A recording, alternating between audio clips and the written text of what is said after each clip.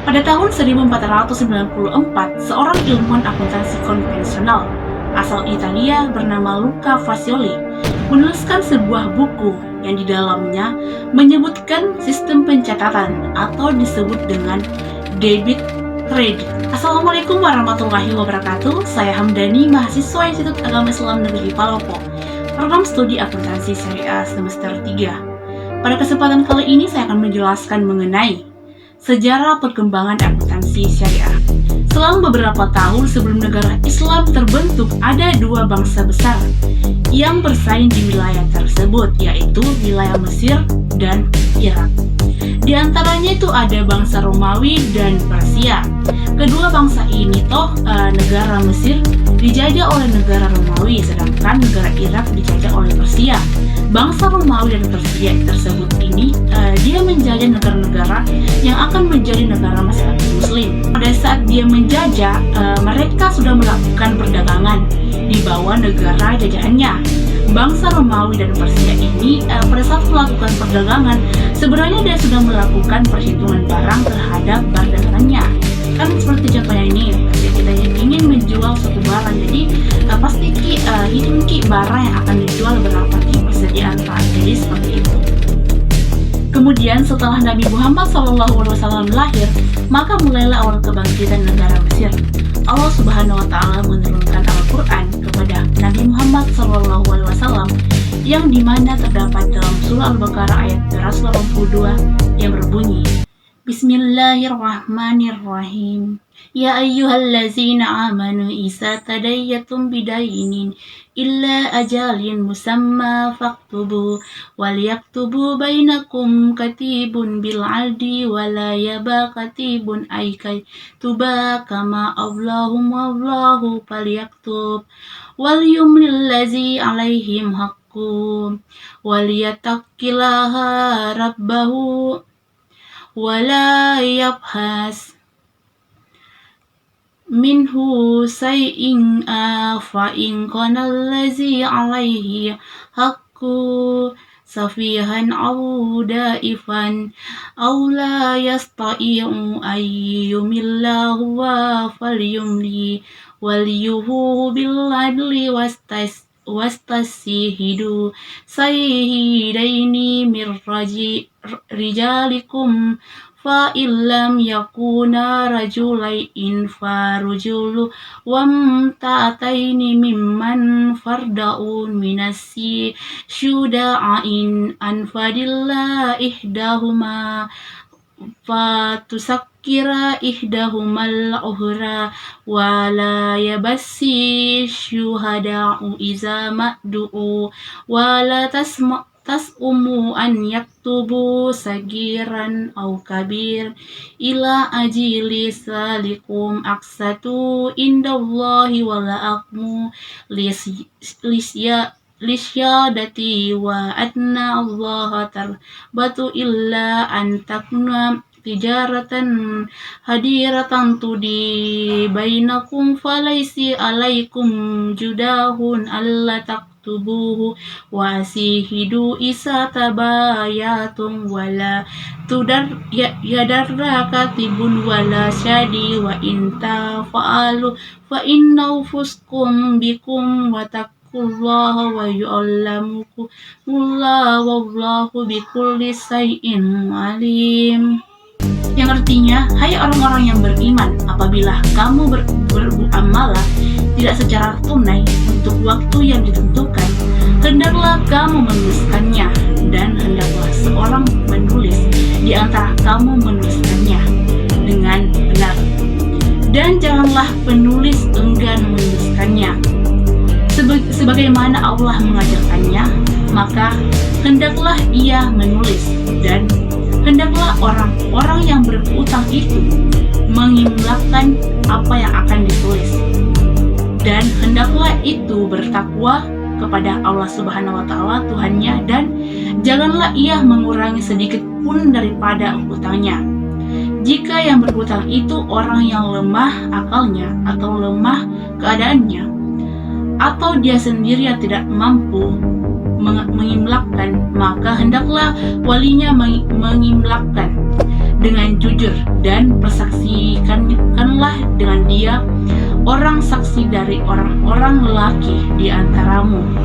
Jika tidak ada 2 orang lelaki, maka boleh seorang lelaki dari 2 orang perempuan dari saksi-saksi yang kamu ridhoi, supaya jika seorang lupa, maka yang seorang mengikatnya.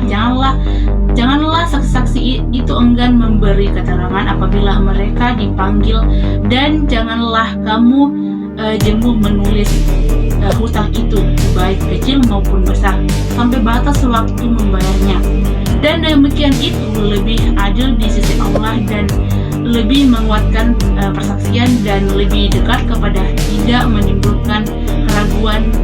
Tulislah muamalah itu, kecuali jika muamalah itu perdagangan tunai yang kamu jalankan di antara kamu, maka tidak ada dosa bagi kamu. Jika kamu tidak menulisnya, dan persaksikanlah apabila kamu berjual beli, dan janganlah penulis dan saksi saling sulit mengikat. Jika kamu lakukan demikian, maka sesungguhnya hal itu adalah sesuatu relasikan pada dirimu. Dan bertakwalah kepada Allah Subhanahu wa Ta'ala, mengajarkanmu, dan Allah Maha mengetahui segala sesuatu. Maksud dari surah Al-Baqarah ayat 182 yang menjelaskan mengenai transaksi non tunai itu, orang-orang yang beriman apabila kamu melakukan muamalah secara tunai dengan waktu yang ditentukan itu, hendaklah kamu menuliskan segala transaksi yang kamu lakukan, karena diantaranya itu kamu menuliskan dengan benar dan teliti. Dan janganlah penulis enggan. Jadi jangan sungkan menulis, sebagaimana firman Allah itu mengajarkan mereka, hendaklah ia menulis, dan hendaklah orang yang berutang itu menulis juga, karena jangan sampai ada suatu insiden kedepannya itu, jadi ada bukti bahwa ada bukti di depan mata, dan seperti itu. Dan janganlah kamu mengurangi utang sedikit pun dari apa yang kamu telah utang. Jadi jangan kurangi itu, misalnya kalau 100 kita pinjam, jangan kurangi 20.000 jadi 80.000. Jadi harus sesuaikan dengan berapa yang kita utang, jadi seperti itu.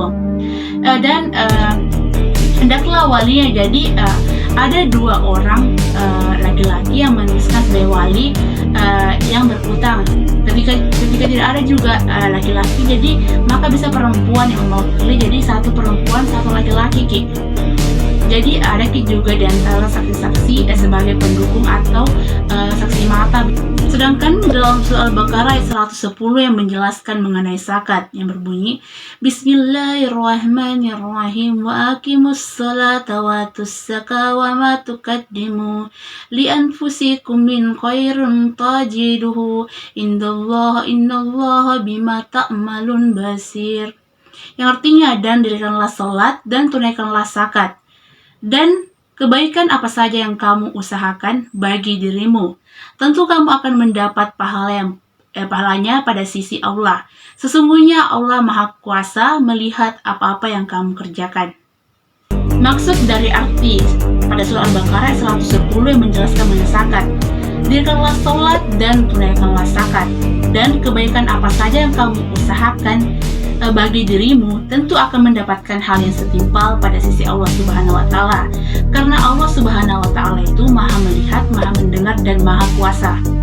Lanjut, setelah negara Islam berjuang, Nabi Muhammad SAW mendirikan sebuah Baitul Mal, yang dimana Baitul Mal ini didirikan untuk bertujuan mengumpulkan segala dana zakat dari masyarakat untuk disalurkan kepada masyarakat yang membutuhkan atau berhak mendapatkannya. Lanjut, setelah Nabi Muhammad SAW, kemudian kita lanjut pada masa Khalifah Umar bin Khattab, yaitu di mana pada masa Umar bin Khattab beliau mendirikan sebuah diwan. Jadi Baitul Mal sudah ada bagian dari yang namanya diwan. Diwan ini bertujuan untuk pencatatan. Oke, next kita masuk pada masa Umar bin Abdul Aziz.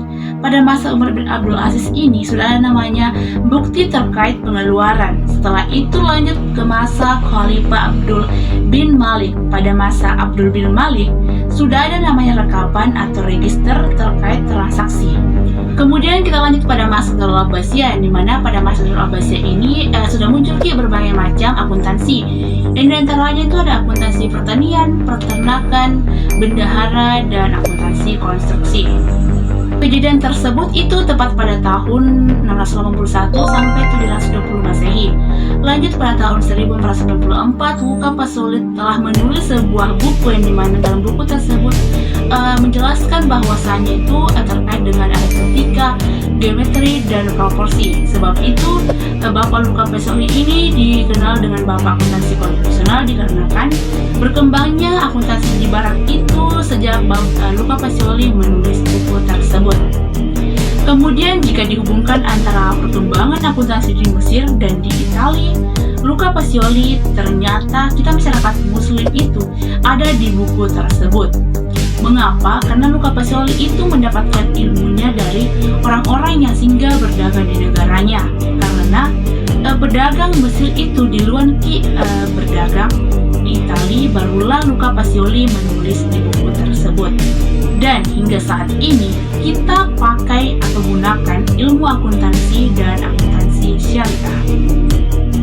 Nah, itulah tadi sejarah perkembangan akuntansi syariah. Semoga bisa menjadi manfaat bagi teman-teman sekalian. Saya ucapkan banyak terima kasih. Wassalamualaikum warahmatullahi wabarakatuh.